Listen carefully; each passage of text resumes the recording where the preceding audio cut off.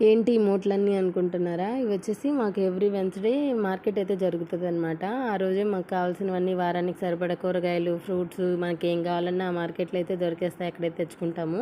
ఇంక తెచ్చుకున్న తర్వాత ఇలా అన్నీ దేనికి దానికి సపరేట్‌గా పెట్టేసుకుంటాము. మా అత్తయ్య ఉంటే నాకు బాగా హెల్ప్ చేస్తది. ఆమె అన్నిట్లో ఇంట్లో పనిలో కానీ ఇలా మార్కెట్ రోజు అన్నీ సర్ది పెట్టడంలో అన్నీ ఆకుకూరలన్నీ ఒలిచేస్తది. నేను పై పనులు చేసేసుకున్నా కూడా ఇంక ఇలా అన్నీ దేనికి దానికి అన్నీ సపరేట్‌గా కట్ చేసి పెట్టేసుకొని బాక్స్‌లో అయితే పెడతాననమాట.